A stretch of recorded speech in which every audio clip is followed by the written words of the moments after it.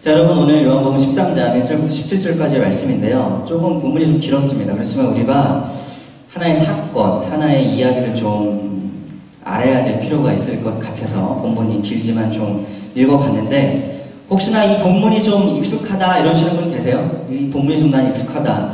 물론 이제 이 본문을 많이 어느 정도 신앙생활을 하셨다면 이 본문이 조금 익숙하신 분들이 계실 것입니다. 특별히 제가 이 질문을 드린 게 무엇이냐면, 우리가 10월 한 달 동안 이 제자도라는 것에 관심을 가지며 우리가 말씀을 이렇게 나누고 있는데, 우리가 2019년도에 정한 표가 있습니다. 그 중에 두 번째가 뭐냐면 예수님을 닮아가는 교회, 제자로 닮아가는 교회, 이런 것이었죠.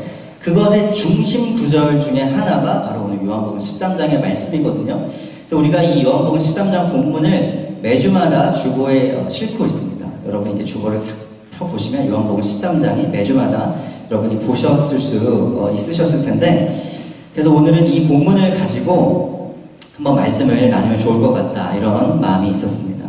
오늘 13장을 자세히 들여다보기 전에 요한복음에 대해서 정말 간략하게 좀 설명을 드리면, 요한복음을 크게 두 부분으로 나눌 수 있습니다. 전반부와 후반부로 나눌 수 있는데, 바로 이 후반부의 시작이 되는 부분이 오늘 요한복음 13장의 말씀입니다. 예수님께서 3년 동안 사역을 하셨죠. 근데 이제 예수님 3년 사역 가운데 그 십자가에 달려 돌아가시기 직전에 그 정말 짧은 그 순간의 기록들을 담고 있는 부분이 바로 13장부터 끝까지의 말씀이거든요. 그래서 오늘 13장에 식사를 하시고 또 발을 씻겨주시고 14장에 가셔서 또 여러 가지 말씀들을 조금 더 가르침들을 주십니다. 성령에 대해서도 좀 알려주시고 뭐 이런저런 얘기를 하시고, 17장에 산에 기도하러 올라가셨다가 18장에 로마 병정들한테 잡혀가지고 이제 끌려가시면서 스토리가 막 빠르게 전개가 되거든요. 그래서 이제 오늘 이 13장은 요한복음에서 예수님의 사역의 절정으로 가는 부분에 시작점에 있는 말씀이 바로 요한복음 13장의 말씀이라는 것이죠.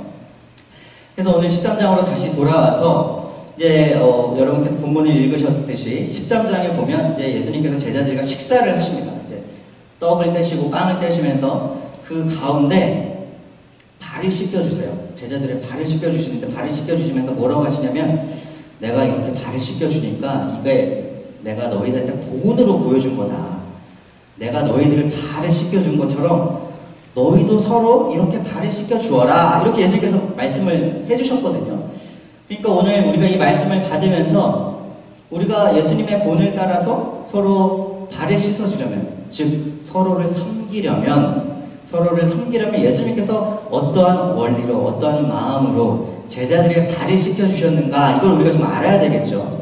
그래서 우리가 그 원리를 좀 살펴보려고 합니다. 예수님께서 정말 어떠한 마음으로, 어떠한 의도를 가지고 이러한 발을 씻어주시는 사역을 하셨는지 우리가 한번 나눠 볼 수 있었으면 좋겠습니다.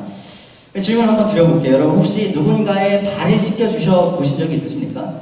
물론 이제 애기들 어렸을 때 씻겨주고 이런 거 말고요. 좀 내가 장성해서 어린이 되어서 누군가의 발을 씻겨주셔 보신 적이 있으세요? 사실 이게 흔치 않은 경험이죠. 교회를 좀 다니거나 뭐 어떤 종교적인 어떤 기관이나 아니면은 뭐 교회나 성당이나 뭐 이런데 좀 인볼브가 되어 있으면, 다니면은 우리가 가끔 하는 경우가 있잖아요. 세족식이라고 그래서.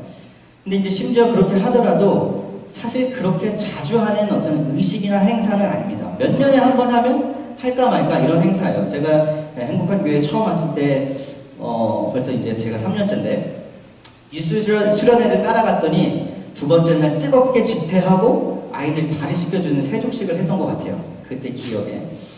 그래서 이제 자주 하는 그런 행사나 그런 건 아닌 것 같은데, 이 의미가, 세족식이라는 것이 담고 있는 의미가 그런 거잖아요. 내가 낮은 자리에서 여러분을 발을 내가 씻어주는 그 사람을 잘 섬기겠습니다. 뭐 이런 의미를 담고 있는 거잖아요. 그래서 이 세상에서 보면, 세상에서도 가끔 이런 의미를 살려서 하는 경우가 있는 것 같습니다. 그래서 제가 이렇게 설치를 이렇게 좀 해봤어요. 조사를 해봤더니 역시나 이런 특별한 의미가 있어서 그런지 기사화되고 이런 부분들이 있더라고요. 그래서 사진을 좀 보시면 이게 누군지 아세요? 발을 씻어주는 사람이 축구선수 기성용 선수랍니다. 축구선수 기성용 선수인데, 이 기성용 선수의 아내가 배우잖아요. 한혜진 씨. 지금 이게 뭐냐면 프로포즈를 하는 장면이랍니다. 그래서 이 기성용 선수는 아내의 발을 씻어주면서 프로포즈를 했다고 합니다. 자, 두 번째는 다른 사진 보면 와, 이건 조금 더 강렬한 것 같습니다. 이 왼쪽에 보면 이 사진은 대학 교수님들이 제자들의 발을 씻어주는 장면이래요. 내가 대학 교수지만 낮은 자리에서 여러분의 발을 씻어주는 이런 모습처럼 내가 여러분 학생들을 섬기겠습니다. 그런 장면이 이제 왼쪽. 오른쪽은 뭐냐면 부부관계래요. 부부 사이인데 막 발에다 뽀뽀도 하고 있죠. 남편이 아내한테 내가 이렇게 발을 씻어주면서 아내 당신을 잘 섬겨주겠습니다. 이런 장면. 밑에 보면은 막 아내 되신 분들이 막 박수 막 이렇게 치고 있죠. 되게 좋으셨나봐요. 여러분, 세상에서도 이 발 씻는 것, 이런 것의 의미를 살려서 행사를 하고 기념하고 이런 일들이 있는 것 같습니다. 그런데 여러분, 세상은 어떻습니까? 세족식을 하고 내가 이렇게 잘 섬기겠다고 하고 내가 교수의 권위를 내려놓겠다고 하고 막 이렇지만 우리가 실제로 그런 것을 봅니까? 세상에 많은 좋은 부부들과 좋은 관계를 갖고 있는 부부들과 좋은 교수님도 있지만 우리가 매스컴에서 받는 것들은 우리가 경험하는 것들은 교수가 갑질했다 막 이런 뉴스를 막 보잖아요. 그렇지 않습니까? 여러분, 예수님께서는 정말 예수님의 이 세족식 발을 씻어주시는 사역을 들여다보면 정말 깊은 의미를 담아서 전해주셨는데 세상에서는 이 세족식이라는 것이 하나의 행사, 일회성, 이벤트로 끝나버리는 경우가 너무나 많은 것 같습니다. 너무나 많은 것 같아요. 도대체 예수님은 어떠한 의미로 우리에게 이것을 보여주셨을까요? 본이라고 말씀하셨거든요. 보고 배워라 이렇게 말씀하셨는데 도대체 어떤 의미였냐는 것이죠. 그래서 우리가 이 세족식을 바라봄에 있어서 제가 말씀드리고 싶은 게 이겁니다. 예수께서 보여주신 이 발을 씻겨주신 사역은 우리가 어떻게 이해해야 되냐면 예수님의 구원, 구속, 십자가의 큰 그림 안에서 우리가 이것을 이해해야 됩니다. 발을 씻겨주신 섬김은 예수님의 구원, 구속 사역과 관련이 있다. 그래서 1절을 보면 제가 한번 읽어볼게요. 6월절 전에 예수께서는 자기가 이 세상을 떠나서 아버지께로 가야 할 때가 된 것을 아시고 세상에 있는 자기의 사람들을 사랑하시되 끝까지 사랑하셨다. 여러분, 이 말씀을 보면 아버지께로 간다 이런 표현, 그 다음에 끝까지 이런 표현은 어떤 걸 얘기하냐면 예수님의 죽음을 얘기합니다. 이제 죽으실 때가 다 됐다는 거예요. 죽으실 때가 다 됐다는 거예요. 4절을 보면 잡수시던 자리에서 일어나서 겉옷을 벗고 수건을 가져다가 허리에 두르셨다. 이 발을 씻어주시려고 이제 예수님이 준비하는 모습인데 왜 이렇게 자세하게 묘사를 해놨냐는 거예요. 이 장면은. 여러분, 4절에서 겉옷은 예수님의 몸을 상징합니다. 예수님의 몸을 얘기해요. 그 다음에 이제 허리에 두르는 이 표현은 뭐냐면 고난을 얘기합니다. 고난. 그 다음에 옷을 벗다. 이 벗다라는 동사는 요한복음에서 예수님의 죽음과 밀접하게 관련이 있습니다. 자리에서 일어나서, 이 일어나라는 단어는 예수님의 부활과 관련해서 이 단어가 연결되어서 매우 많이 사용이 되었어요. 무슨 얘기냐? 여러분, 이제 이 요한복음을 적어서 우리에게 전해준 저자 요한 사도가 무슨 얘기를 하고 있냐면요. 자, 내가 예수님께서 제자들의 발을 씻겨주신 이 이야기를 여러분에게 들려드릴 텐데 여러분, 요거를 생각하시면서 이야기를 한번 들어보세요. 예수님의 제자들의 발을 씻어주신 사역은 이 구원, 예수님의 구원, 구속, 십자가 사역과 큰 관련이 있다라는 것을 생각하시면서 예수님이 발을 씻어주신 이 이야기를 한번 생각해 보세요. 들어보세요. 요걸 딱 빨고 가는 것입니다. 무슨 얘기신지 아시겠죠? 예수님께서 발을 씻겨주신 것은 예수님께서 제자들의 발을 씻겨주신 것은 예수님의 십자가 사역과 관련이 있다. 예수님께서 십자가에서 돌아가시고 부활하신 사역과 관련이 있다. 그런데 이것을 딱 생각하면서 이 사건을 보면 우리가 딱 캐치해낼 수 있는, 잡아낼 수 있는, 우리가 배울 수 있는 몇 가지 포인트가 있습니다. 여러분, 첫 번째로는 뭐냐면요. 이 예수님께서 본을 받아서 서로를 섬겨라 이렇게 말씀을 해주셨는데 이 섬김에는요. 이 제자로 닮아가는 삶에는 고난과 모욕이 따른다는 거예요. 다시 한번 말씀드릴게요. 제자로 닮아가는 삶에는 고난과 모욕이 따른다. 이 고난과 모욕이라는 단어를 들으니까 약간 좀 힘이 빠지죠. 어쩌겠습니까? 그렇게 가르쳐 주셨는데 어떻게 가르쳐 주셨냐? 자, 여러분, 예수님께서 제자들의 발을 씻겨주시는 것, 높은 사람이 이 낮은 사람의 발을 씻겨주시는 이 행위는 말도 안 되는 행위예요. 유대인들의 문화를 살펴봤을 때, 유대인들의 삶을 들여다봤을 때, 그리스인, 헬라인들의 삶을 들여다봤을 때, 로마인들의 삶을 들여다봤을 때, 이거는 높은 사람이 낮은 사람의 발을 씻겨주는 것은 말이 안 되는 행위였습니다. 이 당시의 문화에서는. 심지어 어떤 학자는 남자 종이 남자 노예가 발을 씻겨주지도 않았다. 이방 노예나 여자 노예가 발을 씻겨줬다. 이렇게 보는 학자도 있어요. 그러니까 이 행위 자체가 말이 안 되는 것이죠. 이 행위 자체가 말이 안 되는데 또 더 말이 안 되는 게 뭐냐면 지금 식사를 하고 있잖아요. 식사를. 그렇죠? 이 식사를 하고 있는 걸 생각해보면, 자, 다음 사진 한번 보면, 우리가 보통 예수님의 제자들의 발을 씻겨주시는 그 그림이나 이런 것들을 살펴보면 왼쪽 위에 그런 장면들을 많이 봐요. 제자들은 이렇게 앉아있고 예수님이 무릎을 꿇고 이렇게 발을 이렇게 씻겨주시는 그런 장면. 검색을 해보면 저런 사진이 많이 나오는데, 여러분 지금 밥을 먹고 있거든요. 근데 여러분께서 로마 시대를 배경으로 한 영화나 드라마 같은 거를 보신 적이 있으시면 머릿속에 떠올리실 수도 있겠는데, 그 사람들이 어떻게 밥을 먹었냐면요, 약간 비스듬히 누워서 밥을 먹었습니다. 이 왼쪽 팔꿈치로 이렇게 기대서 이렇게 비스듬히 누워서 오른손으로 이렇게 하면서 얘기하면서 이렇게 밥을 먹었거든요. 이렇게? 그럼 다리는 어떻게 되냐면 발은 이렇게 뒤로 가게 돼 있어요. 뒤로. 그러니까 이제 오른쪽 아래 보면 그나마 비슷한데 요 아래에 있는 사람이 발이 뒤로 가 있잖아요. 완전히 저렇진 않지만 약간 저런 식으로 살짝 비스듬히 누워 있었단 말이에요. 예수님과 대화를 하면서. 근데 예수님이 갑자기 일어나가지고 물을 떠가지고 이 제자들의 발을 씻어주려고 가니까 어떻게 되겠죠? 제자들의 뒤로 돌아가겠죠. 그러니까 예수님의 얼굴도 보지 않은 상태에서 제자들의 발을 씻겨주는 이런 모욕적인, 그리고 정말 예수님께서 낮아지는 자리까지 가는 그런 그림을 그릴 수 있다는 겁니다. 이 제자들이 깜짝 놀라서 이제 물론 자리를 고쳐 앉았겠죠.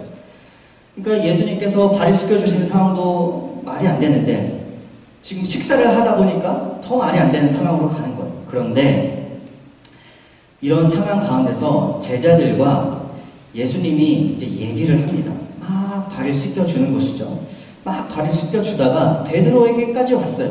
그러니까 베드로가 물어봐요. 주님, 제 발도 씻겨주시려고? 이렇게 물어보니까 예수님께서 이제 당연히 씻겨주시려고 하시겠죠. 그러니까 베드로가 어떻게 합니까? 말도 안 됩니다, 주님. 이 상황이 나는 정말 이해가 안 갑니다. 왜 내 발을 씻겨주십니까? 이렇게 얘기를 하니까 예수님이 뭐라고 얘기하시냐면, 베드로야, 내가 네 발을 씻겨주지 않으면 너랑 나랑은 상관이 없는 사람이야. 이렇게 얘기를 하니까 베드로가 뭐라 그러죠? 9절에. 그러자 시몬 베드로는 예수께 이렇게 말하였다. 주님, 내 발뿐만이 아니라 손과 머리까지도 씻겨주십시오. 이렇게 얘기를 해요. 이것이 정말 모욕적인 언사라고 이렇게 말씀을 드릴 수 있는 게, 아니 발을 씻겨주는 것까지도 말이 안 되는데 갑자기 베드로가 목욕을 시켜달라고 그러고 있거든요. 예수님한테. 물론 베드로가 진짜 예수님을 모욕하려고 이런 말을 했다고는 생각하지 않아요. 이 성경에서 베드로는 매우 열정적인 사람으로 묘사가 되고 있습니다. 그러니까 예수님이 너 발 안 씻어주면 나랑 상관없는 사람인데? 라고 얘기를 하니까 베드로가 상관이 있고 싶으니까 오히려 더 다른 극단으로 가서, 아니 예수님 그러면 발 말고 목욕까지 시켜주세요. 이렇게 얘기를 했겠죠. 그렇죠? 그렇지만 지금 예수님이 당하고 있는 이 상황 자체는 발을 씻겨주고 있는 것도 말이 안 되고, 아니 식사를 하고 있는데 심지어 뒤로 돌아가가지고 씻겨주시는 것도 말이 안 되고, 심지어 베드로한테 발 말고 목욕까지 시켜주세요 라고 말 듣는 것까지도 아주 그냥 따따블로 말도 안 되는 고난과 모욕을 당하고 있는 그런 그림을 우리에게 지금 보여주고 있는 것이거든요. 지금 예수님이 당하고 처한 이 현실이. 자, 여러분, 이것은 우리에게 무엇을 말해줍니까? 이 예수님이 당하는 모습을 보시고 어떤 걸 우리에게 얘기해 주냐면, 여러분께서 서로를 섬기는 가운데 교회 내에서 지체를 섬기고, 가정 내에서 부부간에 남편과 아내를 섬기고, 자녀들을 섬기고, 직장에서 예수님의 마음으로 사람들을 섬길 때 의도치 않은 고난과 모욕이 있을 수 있다는 거예요.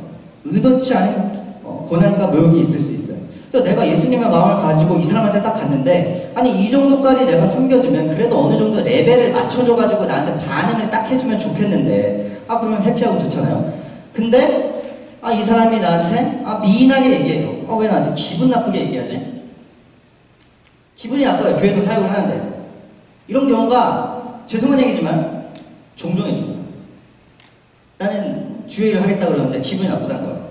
이거는 누구나 마찬가지죠. 내가 어디서 섬기든 사역자들 사이에서도, 우리 교회는 안 그렇지만 우리 교회는 매우 화목합니다. 사역자들 사이에서도 다툼이 있는 경우도 있고 정말 여러 가지 상황들이 발생한다는 거예요. 왜 그럴까요?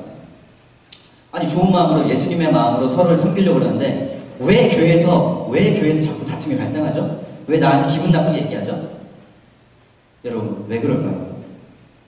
그것은 바로 여러분께서 섬기려고 하시는 섬김의 대상이, 여러분께서 섬기려고 하는 섬김의 대상이, 여러분께서 가서 섬기려고 하는 섬김의 자리가 때때로 그리고 매우 종종 인간 중심적이고 세상 중심적입니다. 다시 한번 말씀드릴게요. 여러분께서 섬기려고 하는 섬김의 대상이, 또는 여러분께서 가서 섬기려고 하는 그 섬김의 자리가 매우 종종 인간 중심적이에요. 나는 예수님의 마음으로 가는데 그 사람들의 나를 향한 반응은 세상 중심적이고 인간 중심적이에요. 이것을 어떻게 알 수 있는지 아세요? 오늘 말씀에서 알려주고 있습니다. 오늘 말씀에서는요, 두 가지의 대조적인 관점, 두 가지의 대조적인 태도가 나와요. 하나는 예수님입니다. 십자가를 지셔야만 하는 아버지 하나님의 마음을 품고 제자들을 섬기고 그 사역으로 나아가는, 세상과는 거리가 있는 예수님의 태도, 예수님의 자세, 예수님의 관점이 나옵니다. 하나는 인간 중심적이고 세상 중심적인 제자들의 모습이 나옵니다. 여러분 이 당시를 보면 이 유대인들이 메시아를 원했어요. 자신들을 구원해줄 사람들을 원했는데, 이 메시아라는 존재가 와서 로마의 압제로부터 자신들을 구원해주길 바랬는데 어떠한 그 이미지를 그렸냐면, 정치적이고 군사적인 리더가 와서 어떤 로마의 압제로부터 구원해주길 바랬는데, 예수님이, 사람들이 메시아라고 외치면서 예수님이 그런 메시아일 거라고 생각을 했는데, 이 예수님이 가르쳐 주시는 것을 보니까 뭔가 자기네들 기대하는 것과는 맞지 않았단 말이에요. 제자들도 그런 생각을 갖고 있었거든요. 예수님이 군사적인 정변을 일으키자고 이런 얘기를 하는 것도 아니고, 근데 예수님이 한 얘기를 이렇게 들어보니까 자기가 죽는다고 계속 얘기하는 것 같아요. 조금 있으면 내가 죽는다, 아버지께로 간다. 그러니까 뭔가 이상한 거예요. 그러니까 세상적인 기준과 자기의 마음에 안 드니까 예수님의 제자였지만 예수님으로부터 떠나가 버린 대표적인 사람이 나오지 않습니까? 바로 오늘 본문에 나오는 사람입니다. 유다. 2절에 나왔죠. 사탄과 연합하여 예수님을 팔아버리는 그런 인물. 그게 오늘 본문에 나오죠. 여러분 베드로는 어떻습니까? 베드로 식사를 막 했어요. 발을 다 씻겨줬어요. 그 다음에 예수님께서 이런저런 가르침을 주셨어요. 그러면서 막 가르침을 주시다가 이제 예수님께서 무슨 말씀을 하셨냐면, 이제 내가 곧 떠날 때가 됐다. 곧 이제 십자가를 의미하신 거죠. 떠날 때가 됐다. 그러니까 베드로가 뭐라고 얘기하냐면 이렇게 물어봤어요. 36절, 37절을 제가 읽어볼게요. 주님 어디로 가십니까? 예수께서 대답하셨다. 내가 가는 곳에 내가 지금은 따라올 수 없으나 나중에는 따라올 수 있을 것이다.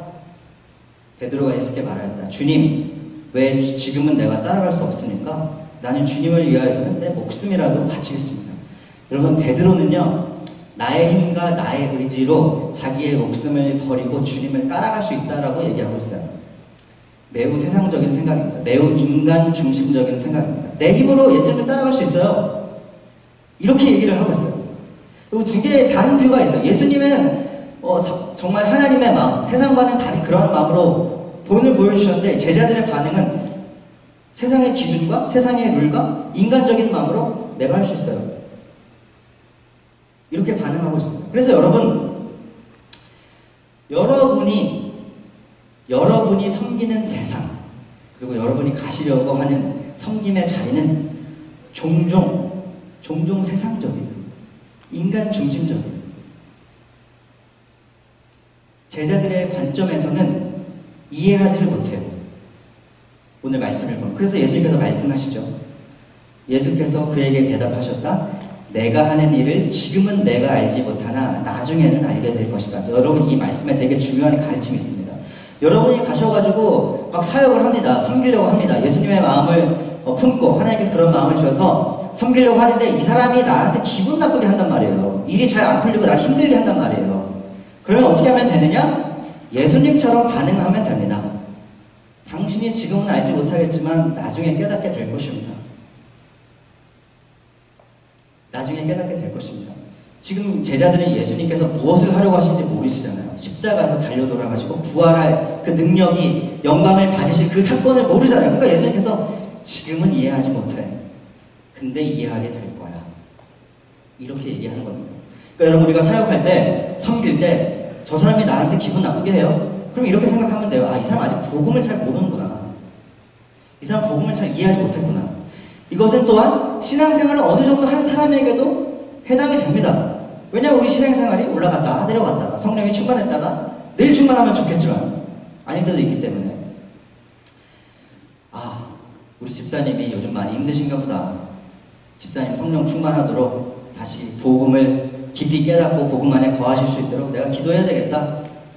다시 성령의 충만함을 받으시면 나중에 내 마음 아시겠지. 여러분, 이러고 넘어가시면 돼요. 그분이 나중에 깨닫게 돼요. 제가 왜 깨닫게 된다고 분명하게 말씀드릴 수 있는지 아세요? 오늘 요한복음에서 알려주고 있어요. 여러분, 요한복음을 우리에게 전해준 요한사도는 예수님의 사역과 가르침에 대해서 막 이렇게 얘기해주다가 자기가 딱 이야기에 끼어들어가지고 자기가 막 이렇게 적어놓은 부분들이 몇몇 해설을 해놓은 부분들이 몇몇이 있어요. 자, 2장 22절을 보면 이런 표현이 나와요. 제자들은 예수께서 죽은 사람들 가운데서 살아나신 뒤에야 그가 말씀하신 것을 기억하고서 성경 말씀과 예수께서 하신 말씀을 믿게 되었다. 12장 16절 제자들은 처음에는 이 말씀을 깨닫지 못하였으나 예수께서 영광을 받으신 뒤에야 이것이 예수를 두고 기록한 것이며 또 사람들도 그에게 그렇게 대하였던 것을 회상하였다. 말씀에서 얘기해주고 있잖아요. 이 제자들이 예수님께서 겪으셨던 그 모든 것들을 깨닫고 보고 경험한 뒤에 예수님의 부활을 딱 본 뒤에 영광을 경험한 뒤에 제자들이 깨달았다고 얘기해주고 있거든요. 그래서 여러분이 섬김을 하시고 사역을 하시고 기분이 나쁘실 수 있겠지만 생각하는 거죠. 복음을 깨달으면 복음을 믿으면 저 사람 다 이해하게 될 거야. 내가 지금은 고난과 모욕을 당해도 부모는 말씀에서 얘기해주고 있으니까 제자들도 이해했는데 저들도 복음을 깨달으면 이해하게 될 거야. 이렇게 마음을 먹고 계속 그 자리에서 섬기시면 됩니다. 아멘이십니까? 아멘. 아멘 하셔야죠. 자, 고난과 모욕이 있더라도 섬길 수 있다는 것에 섬겨야만 한다는 것에 우리가 아멘 해야 되는 것입니다. 여러분, 두 번째로 여러분, 우리가 예수님께서 제자들의 발을 씻겨주시는 이 사역에서 또 반드시 배워야 할 것이 무엇이냐면 섬김의 자리로 완전하게 내려가야 됩니다. 섬김의 자리로 완전하게 내려가야 됩니다. 여러분, 우리가 서로를 왜 잘 못 섬기시는지 아십니까? 내가 섬겨야 할 자리로 낮아져야 되잖아요. 예수님 노예로 낮아지셨잖아요. 내가 섬겨야 할 자리로 완전하게 낮아지지 않습니다. 우리는 보통 종종 왠지 아세요? 내가 상처받지 않을 정도까지만 내려갑니다. 남을 섬길 때 내가 자존심이 상하지 않을 정도까지만 내려가서 섬깁니다. 남을 섬길 때 나의 권위와 나의 명예가 훼손되지 않을 정도까지만 내려가서 지체를 섬기려고 합니다. 우리는 종종 그래요. 근데 이게 우리가 알잖아요. 다른 사람들을 섬겨야 되는 것을 알지 않습니까? 그래서 아는데 못하는 건 왜 그러냐면 우리가 내려가는 것에 너무 초점을 맞춰서 그렇습니다. 우리가 내려가는 것에 너무 초점을 맞춰서 그래요. 그런데 오늘 말씀을 한번 보도록 하겠습니다. 12절에서 13절 제가 한번 읽어볼게요. 제가 원어 성경에 전하는 메시지를 살려서 제가 적어놨습니다. 예수께서 제자들의 발을 씻겨주신 뒤에 옷을 입으시고 식탁에 다시 앉으셔서, 여러분 원어 성경에는 식탁이라는 단어가 없습니다. 이것은 어떤 얘기냐면 제자들의 발을 씻겨주신 뒤에 다시 본인의 자리로 돌아가셔 비스듬히 살짝 누우셔서 이런 뜻이에요. 그들에게 말씀하셨다. 내가 너희에게 한 일을 알겠느냐? 너희가 나를 선생님 또는 주님이라 부르는데 그것은 옳은 말이다. 내가 사실로 그러하다. 여러분, 예수님께서 노예로 자리를 내려가셨어요. 그쵸? 노예처럼 고난과 모욕을 당하시는 그 장면으로 내려가셔서 발을 씻겨주셨는데 여러분, 이 장면에서 멈추시면 안 돼요.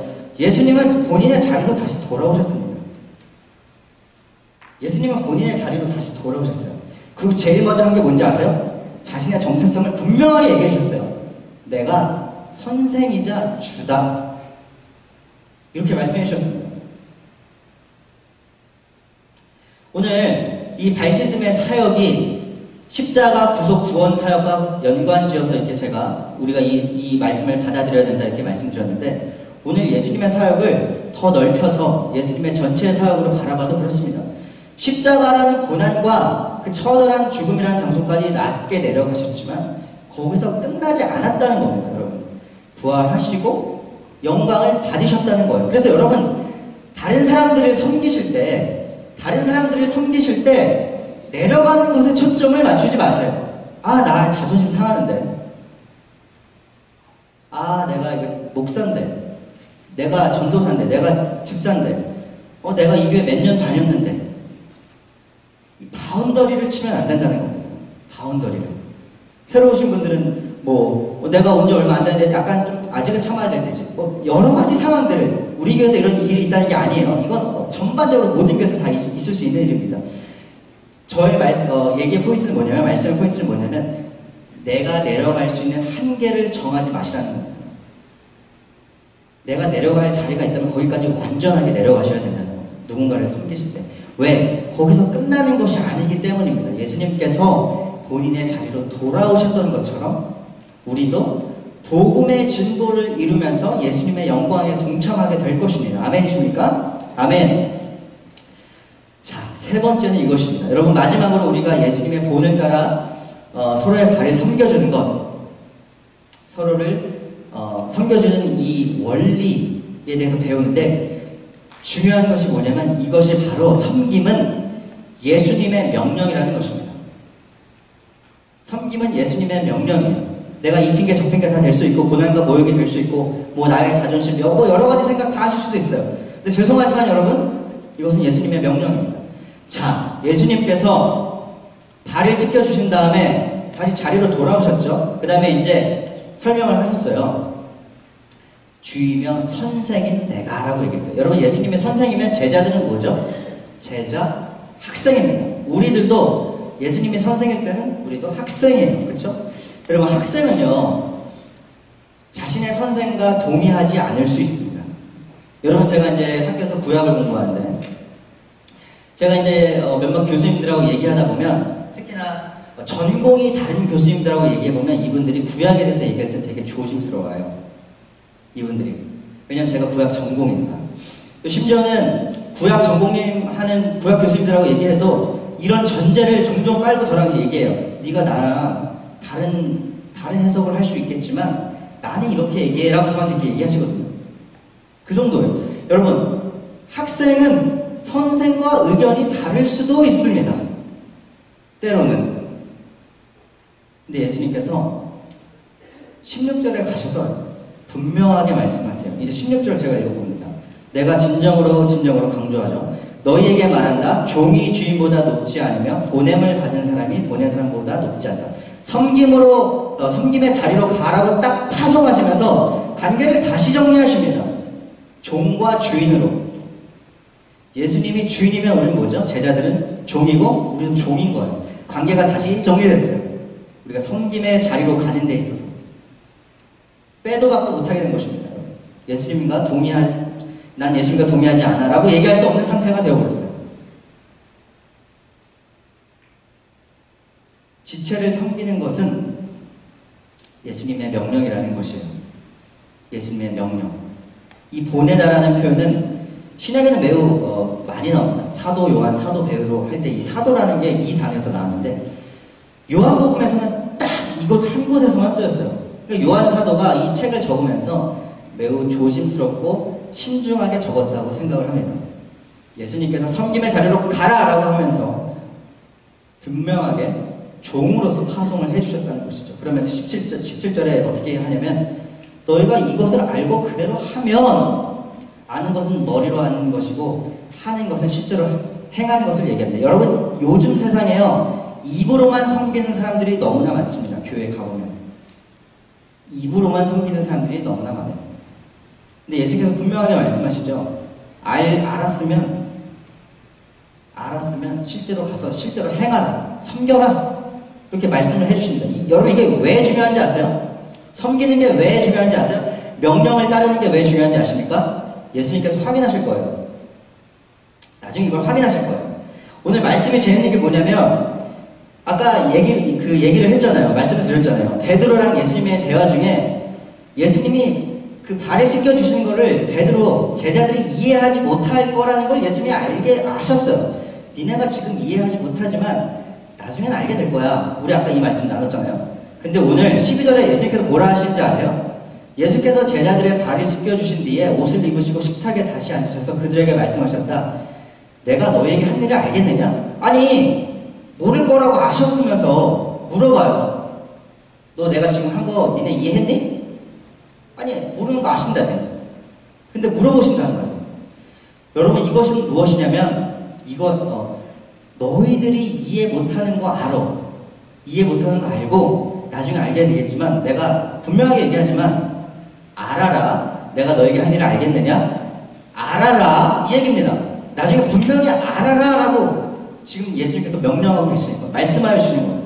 17절에 너희가 이것을 알고 그대로 하면 복이 있다.